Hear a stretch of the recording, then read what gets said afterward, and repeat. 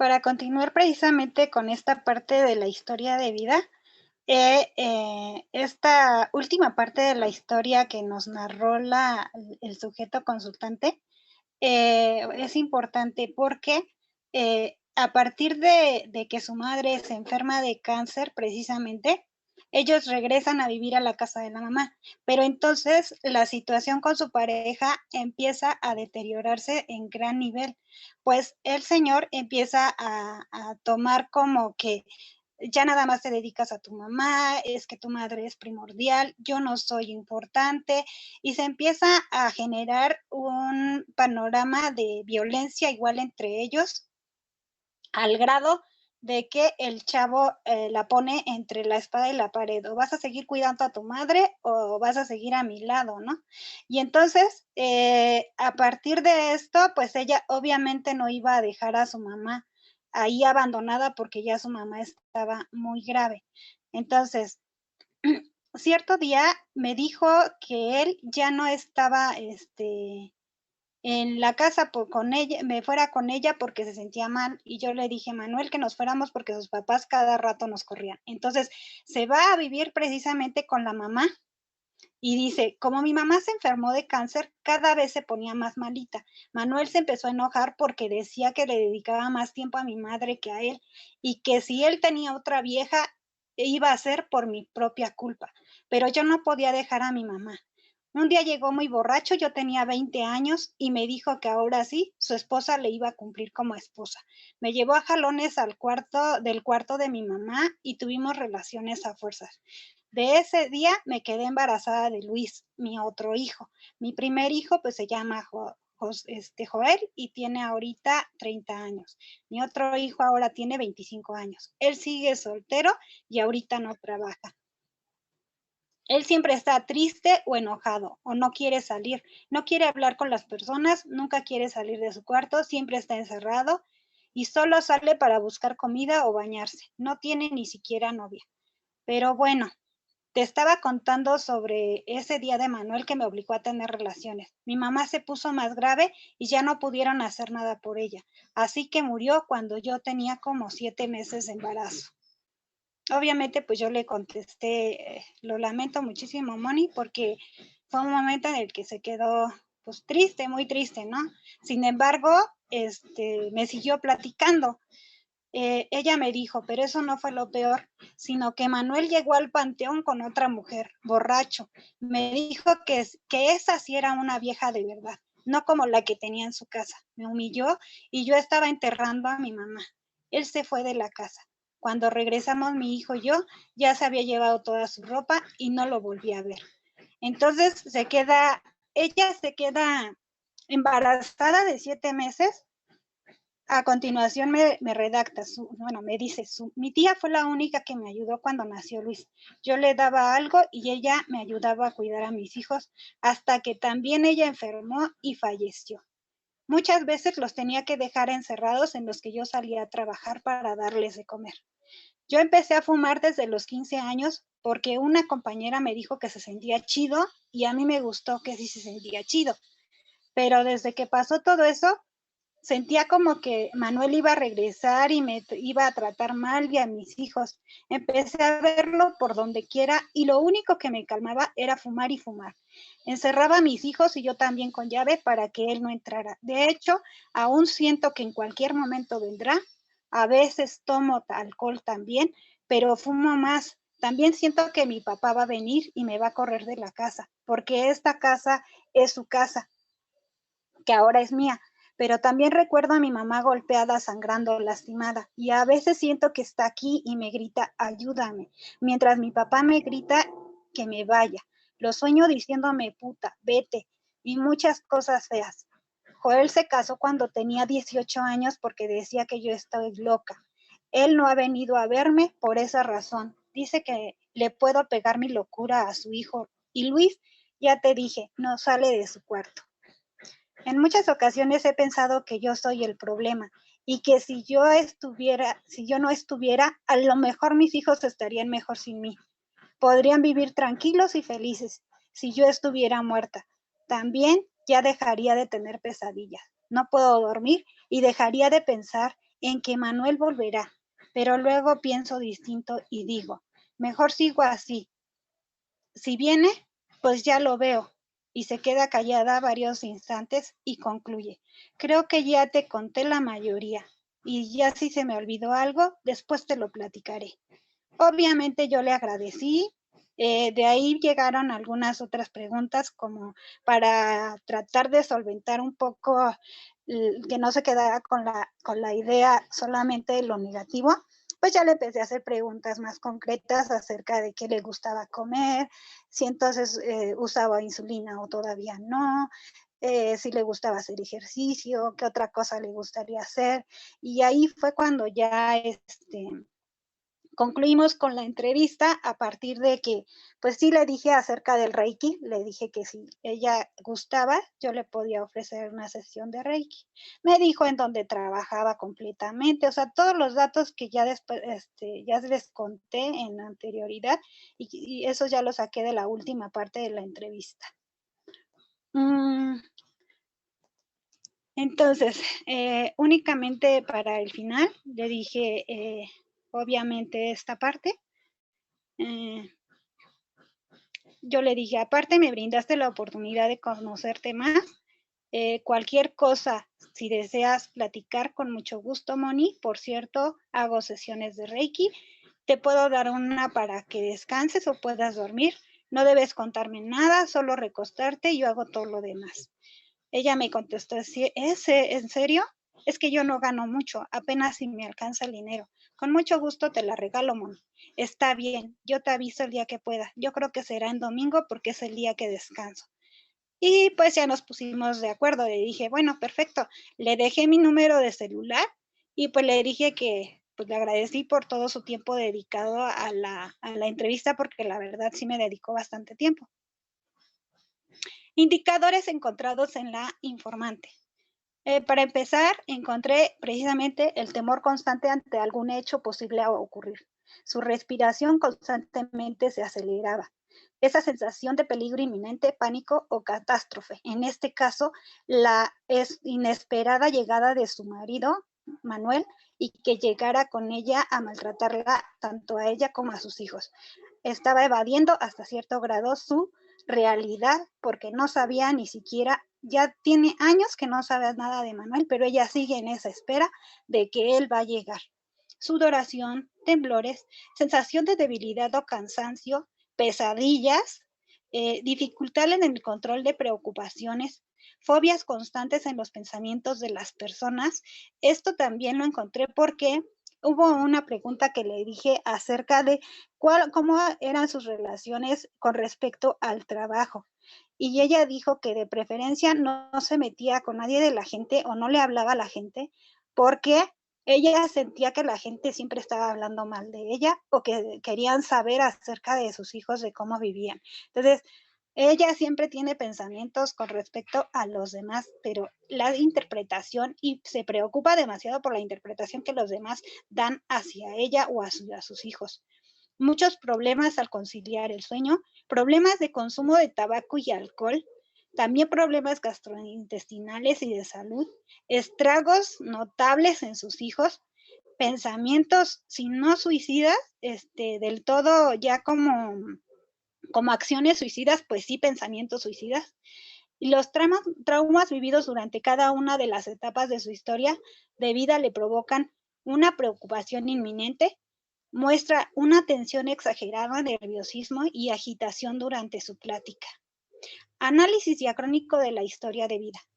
La entrevista nos brinda una enorme actividad informativa en la historia de vida de la entrevistada. La existencia de una multivariada manifestación de fenómenos traumáticos vividos durante cada etapa de su desarrollo que le provocan temblores inminentes ante situaciones que parecieran estar fuera de su realidad, como la futura e inesperada llegada de su esposo Manuel, o las visiones continuas de su padre y madre dentro de la casa, habiendo ya fallecido, pero que le provocan cierto patrón de pánico ante la llegada de ambos y el temor a seguir siendo agredida por ellos.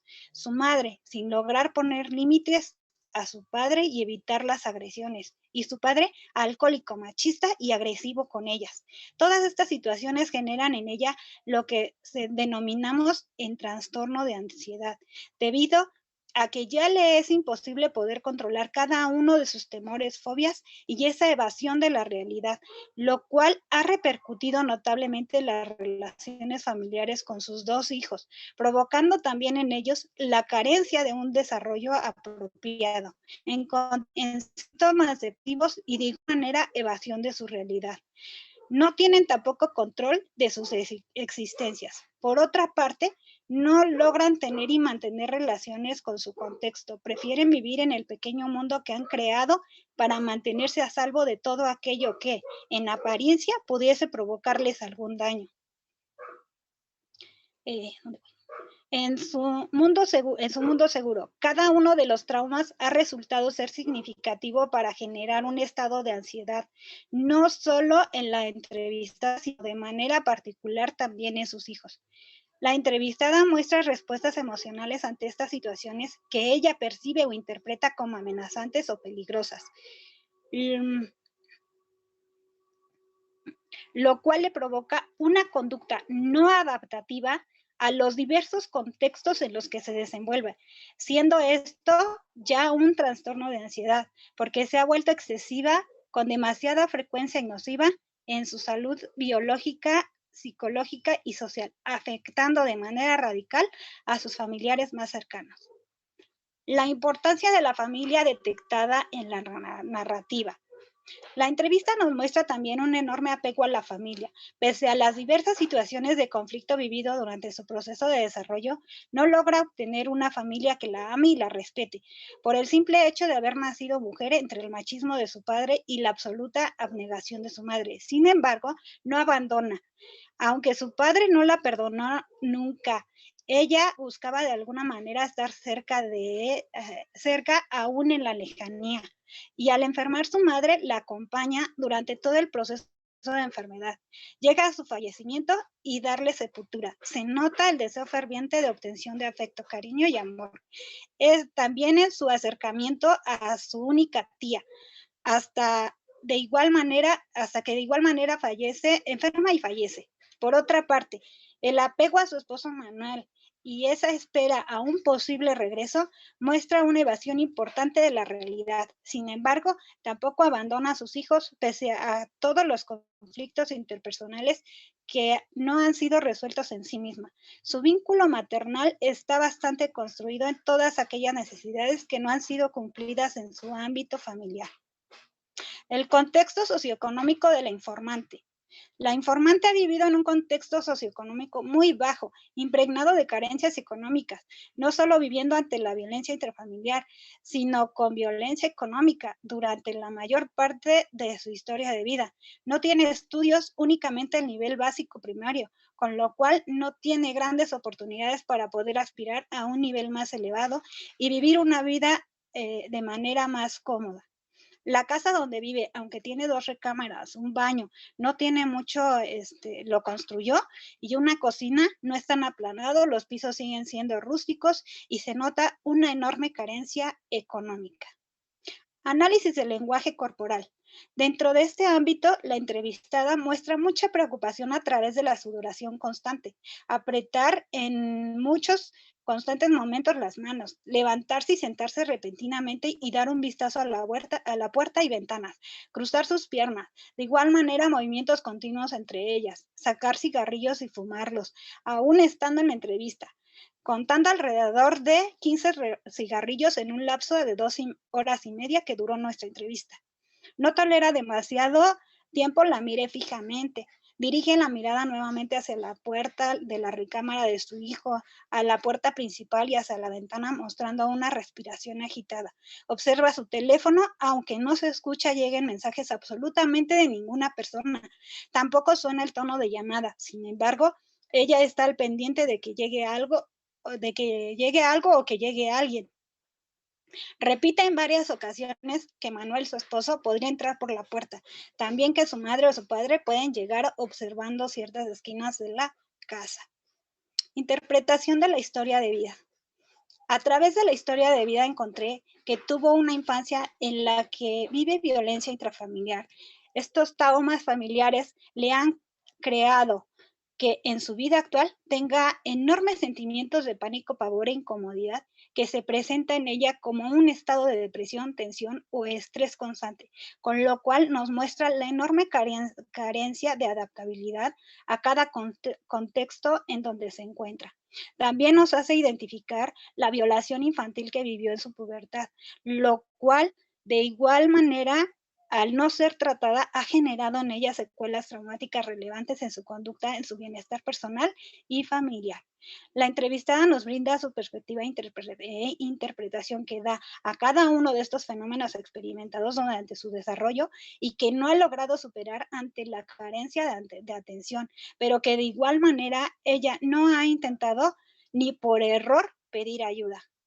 Por tanto, ella nos brinda diversas respuestas emocionales ante esta percepción e interpretación de todas aquellas situaciones que ella considera como amenazantes o peligrosas, siendo que al considerarlas extremas no logra obtener un panorama adaptativo o que le provoque seguridad, siendo la ansiedad completamente nociva y no permisible en la construcción de nuevas perspectivas y soluciones favorables, no solamente en su persona, sino también afectando notablemente en la perspectiva de cada uno de sus hijos.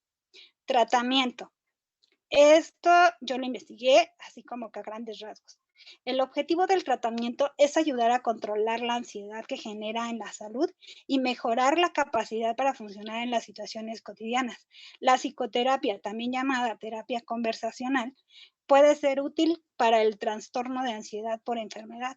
A veces se pueden incluir algunos medicamentos. Ya como tal la psicoterapia, ya que los síntomas físicos pueden estar relacionados con la angustia emocional y la ansiedad por temas de salud.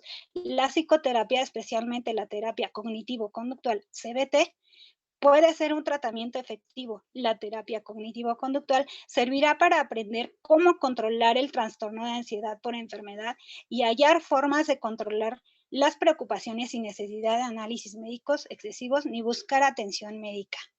La terapia cognitivo-conductual puede ayudar con lo siguiente: identificar precisamente los temores y pensamientos sobre enfermedades graves, aprender formas alternativas de interpretar las sensaciones corporales cambiando de pensamientos que no ayudan. Estar más consciente de cómo las preocupaciones afectan a la persona y a su comportamiento. Cambiar la manera en que se responde a las sensaciones y los síntomas corporales. Aprender habilidades para lidiar con la ansiedad, con el estrés y tolerarlos. Reducir la ausencia en situaciones o actividades a causa de las sensaciones físicas. Reducir los comportamientos en los que se buscan signos de enfermedad y consuelo de manera repetitiva. Mejorar la funcionalidad cotidiana en el hogar, el trabajo, las relaciones y las situaciones sociales. Enfrentar otros trastornos de salud mental como la depresión, lo cual también nos muestra en gran panorama esta familia, ¿no? Aunque solamente un miembro fue entrevistado, nos generó bastante información de que también la familia ha sido radicalmente influenciada por este estado de vida de la persona entrevistada. También, por otro lado, pueden ser útiles otras terapias como la terapia de exposición y de control de estrés mediante el comportamiento.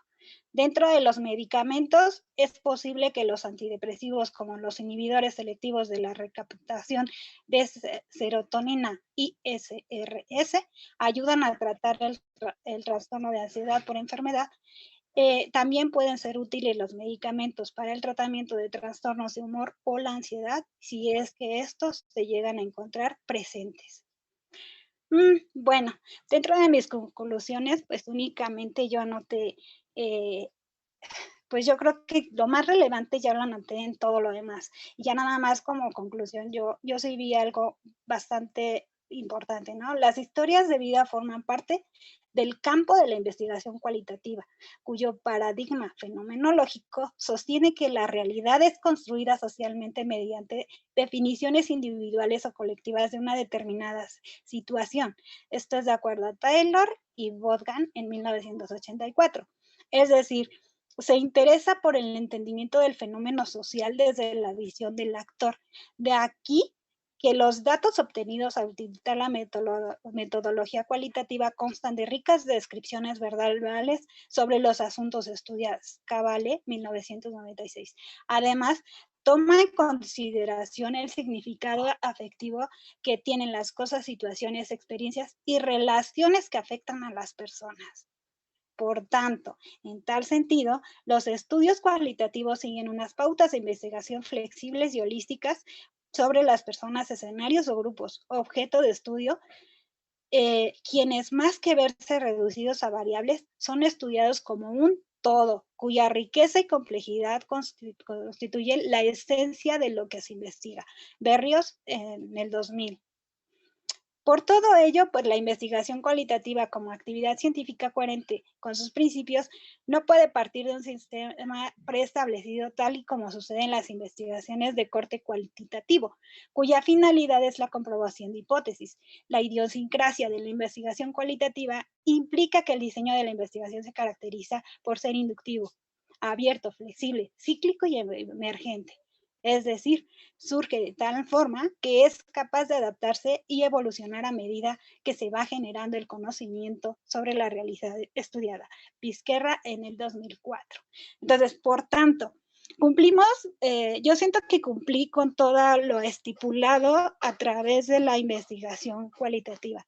Mi paciente, o más bien no mi paciente, sino la persona entrevistada en este momento, resultó con grandes hallazgos a partir de la historia del arte, que la muestran como una persona que sí vive en un panorama radical de ansiedad constante y que sí requiere de tratamiento y de un seguimiento para que precisamente no llegue ahorita tiene ideas o pensamientos suicidas, pero de no tratarse, yo considero, y esa ya es mi interpretación, yo considero que ella es un sujeto que podría llegar al suicidio de manera contundente si no se le brinda la atención oportuna. Y yo creo que terminé con mi trabajo. Ya de aquí ya vienen todas las referencias y pues les agradezco mucho, chicos, y a cualquier duda, comentario, pues estoy abierta a lo que me deseen decir.